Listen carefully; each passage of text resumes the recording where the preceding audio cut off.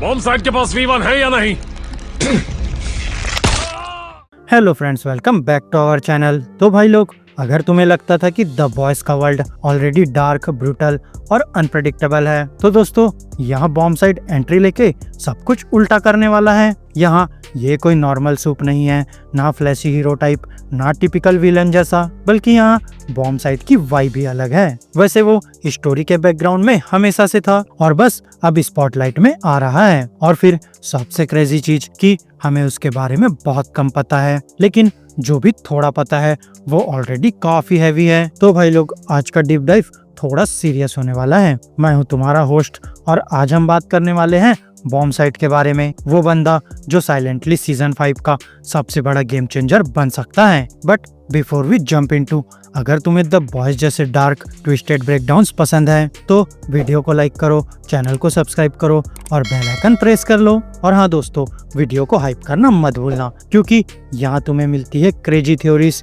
Hidden details और ऐसे deep dives जो कहीं और नहीं मिलेंगे। और ट्रस्ट मी दोस्तों, तुम यहाँ एक भी अपडेट मिस नहीं करना चाहोगे। So now let's get into it. भाई लोग, यहाँ जो द बॉयज में अभी सेटअप चल रहा है उसमें बॉम्ब साइड एकदम सेंटर में आ रहा है। एक तरफ वो वॉट राइजिंग के टाइमलाइन में इम्पोर्टेंट है और दूसरी तरफ प्रेजेंट स्टोरी लाइन पे उसका शेडो ऑलरेडी फील हो रहा है। मतलब सिंपल सी बात कि ये कोई साइड कैरेक्टर नहीं है, बल्कि यहाँ ये फाउंडेशन लेवल का बंदा है, ओरिजिन स्टोरी का पार्ट। तो चलो इसे शुरू से समझते हैं। दोस्तों, पावर्स के पहले, नाम के पहले बॉम्ब साइड एक नॉर्मल इंसान था, यूएस आर्म्ड फोर्स का कॉम्बैट पायलट। और भाई ये डिटेल इग्नोर करने लायक बिल्कुल नहीं है। जहाँ पायलट्स का काम होता है एक्सट्रीम प्रेशर में डिसीजन लेना, यहाँ उन्हें सेकंड्स में डिसाइड करना पड़ता है कि मारना है या बचना है। प्रेसिजन, कंट्रोल, डिस्ट्रक्शन, ये सब उनकी टाइमिंग का पार्ट होता है। अब सोचो, अगर ऐसे इंसान को सुपर पावर मिल जाए, और फिर एग्जैक्टली यहाँ वही हुआ। यहाँ बॉम्ब साइड को जो दिया गया था वो नॉर्मल कंपाउंड भी नहीं था, बल्कि उसे इंजेक्ट किया गया था V1, एक रॉ अनस्टेबल प्रोटोटाइप वर्जन, जो वॉट ने तब बनाया था जब उन्हें खुद नहीं पता था कि वो क्या क्रिएट कर रहे हैं। और दोस्तों, यहीं से गेम इंटरेस्टिंग हो जाता है। यहाँ V1 कोई सिंपल ओल्ड वर्जन नहीं है, बल्कि ये ज्यादा पावरफुल है, ज्यादा डेंजरस है और सबसे इम्पोर्टेंट, ये कंट्रोल के बाहर है। वहीं फिर रिकॉर्ड्स के अकॉर्डिंग सिर्फ 5 लोगों को ये सीरम दिया गया था, बस 5, और बॉम्ब साइड उनमें से एक है। मतलब जब हम होमलैंडर या सोल्जर बॉय जैसे सूप्स की बात करते हैं तो बॉम्ब साइड एक्चुअली उनसे भी पुराने लेवल का है। फर्स्ट जनरेशन एक्सपेरिमेंट फेज का बंदा, जहां कोई रूल्स नहीं थे, कोई सेफ्टी नहीं थी। और फिर उसका सबसे बड़ा रिजल्ट क्या निकला? इमॉर्टेलिटी। और ये कोई नॉर्मल स्लो एजिंग टाइप नहीं है। यहाँ बॉम्ब साइड लिटरली एज नहीं करता, टाइम उस पर इफेक्ट ही नहीं करता। दोस्तों, वो 1950 से एग्जिस्ट कर रहा है और आज भी ऑलमोस्ट सेम है। लेकिन भाई, इतना टाइम जीना कोई ब्लेसिंग नहीं होती। सोचो, डिकेड्स तक जिंदा रहना, हर जनरेशन को देखना, लोग आते हैं चले जाते हैं, सिस्टम्स चेंज होते हैं और तुम वहीं के वहीं रह जाते हो। तो ऐसे में इंसान मेंटली स्टेबल कैसे रहेगा? और यहाँ बॉम्ब साइड भी क्लियरली स्टेबल नहीं है। अब यहाँ एक और वियर्ड डिटेल आती है कि 1953 में वो एक फिल्म में था, द कर्स ऑफ फू मांचू। सुनने में ये थोड़ा रैंडम लगता है, लेकिन भाई लोग, वॉट इंटरनेशनल के कॉन्टेक्स्ट में कुछ भी रैंडम नहीं होता। यहाँ वॉट हमेशा से मीडिया यूज करता आया है, मूवीज, ब्रांडिंग, प्रोपेगेंडा, और वो सूप्स को सिर्फ वेपन नहीं बल्कि प्रोडक्ट बना के बेचता है। तो बॉम्ब साइड का फिल्म में होना ये प्रूफ करता है कि वो सिर्फ एक एक्सपेरिमेंट नहीं था, बल्कि यहाँ वो एक पब्लिक फिगर भी था, एक सिंबल। लेकिन फिर यहाँ एक डार्क ट्विस्ट भी है कि अगर वो ऑलरेडी V1 पावर्ड था उस टाइम, तो मतलब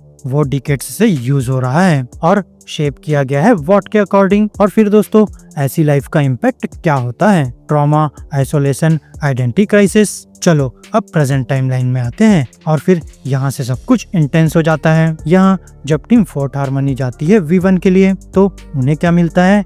नथिंग, सब खत्म। और ऑब्वियस सवाल कि V1 गया कहाँ? अब आंसर धीरे धीरे क्लियर होता है, बॉम्ब साइट। लेकिन असली सवाल ये नहीं है कि उसने लिया, बल्कि असली सवाल ये है कि उसने ये क्यों लिया? क्योंकि उसके अंदर ऑलरेडी V1 है, तो फिर उसे V1 और क्यों चाहिए? क्या वो अपने आप को और स्टेबलाइज करना चाहता है, या और पावरफुल बनना चाहता है, या फिर किसी और को रोक रहा है? क्योंकि दोस्तों, इस वर्ल्ड में पावर का मतलब सिर्फ स्ट्रेंथ नहीं है, बल्कि पावर का मतलब यहाँ कंट्रोल होता है। और जो V1 को कंट्रोल करेगा वो बेसिकली एक न्यूक्लियर लेवल असिस्ट कंट्रोल करेगा। वैसे बॉम्ब साइट का पास्ट भी काफी लेयर्ड लग रहा है। यहाँ वो सालों तक कुछ लोगों के कांटेक्ट में था, ऐसे लोग जो क्लियरली वॉट के सीक्रेट्स जानते थे। और फिर अब जब वो वापस आया है तो सिर्फ मिस्ट्री नहीं बल्कि एक वॉकिंग थ्रेड बन के आया है। तो चलो अब उसकी एबिलिटीज पे आते हैं। सबसे पहले फ्लाइट, लेकिन ये कोई नॉर्मल उड़ना नहीं है बल्कि ये हाई स्पीड एरियल मूवमेंट है। यहाँ उसकी कॉम्बैट एडवांटेज इंसेंट लेवल की है।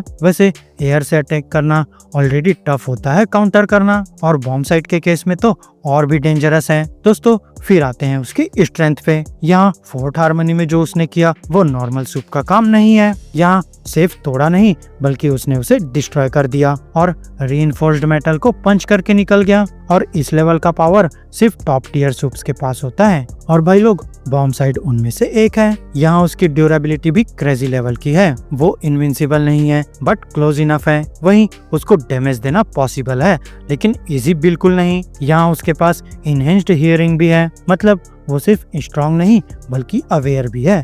इन्वायरमेंट का फुल कंट्रोल। लेकिन सबसे बड़ा फैक्टर फिर वही है, इमॉर्टेलिटी। यहाँ टाइम उसका एनिमी नहीं है क्योंकि वो डिकेड से ऑब्जर्व कर रहा है, सीख रहा है, एडेप्ट कर रहा है। यहाँ उसने वॉट को ग्रो होते देखा है, सूप्स को राइज और फॉल होते देखा है, और इसलिए वो अनप्रेडिक्टेबल है। लेकिन भाई यहाँ कोई भी परफेक्ट नहीं होता और बॉम्ब साइट के भी वीकनेसेस हैं। यहाँ उसकी ड्यूरेबिलिटी की लिमिट है। इनफ फोर्स यूज करो तो वो हर्ट हो सकता है। हाई फ्रीक्वेंसी अटैक्स भी काम कर सकते हैं जो जनरली सूप्स के अगेंस्ट इफेक्टिव होते हैं। लेकिन उसकी सबसे डेंजरस वीकनेस फिजिकल नहीं है बल्कि मेंटल है। यहाँ बॉम्ब साइट एक ड्रग एडिक्ट है और ये चीज उसे और भी अनप्रेडिक्टेबल बना देती है। अब सोचो, एक ऑलरेडी पावरफुल इमोर्टल बंदा जो मेंटली अनस्टेबल है, जो इम्पल्सिव डिसीजन ले सकता है, जो कंट्रोल लूज कर सकता है कभी भी। और यहाँ ये विलन नहीं है बल्कि ये सिर्फ एक वॉकिंग केओस है। और भाई लोग ऑनेस्टली कभी कभी केओस प्योर एविल से ज्यादा डेंजरस होता है। और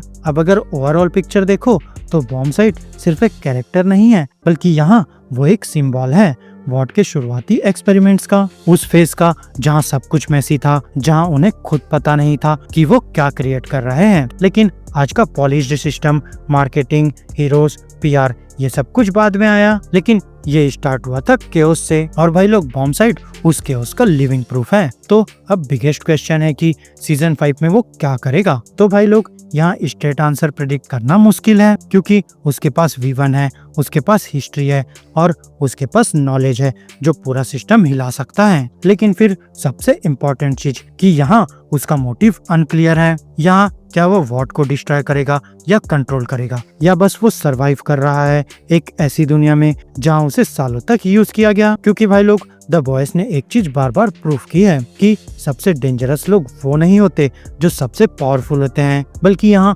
सबसे डेंजरस वो होते हैं जिनके पास खोने को कुछ नहीं बचा होता। और बॉम्ब साइट शायद उसने सब कुछ पहले ही लूज कर दिया है, इसलिए अब उसे रोकना शायद पॉसिबल ही ना हो। तो भाई लोग मेरी आज के इस वीडियो में बस इतना ही। आपको हमारी ये वीडियो कैसी लगी अपने थॉट्स कमेंट बॉक्स में शेयर कर सकते हैं, और अगर ये वीडियो अच्छी लगी हो तो वीडियो को लाइक करो, चैनल को सब्सक्राइब करो, और ऐसे ही लेटेस्ट कंटेंट के लिए बेल आइकन जरूर प्रेस कर लो। और हाँ दोस्तों, वीडियो को हाइप करना मत भूलना।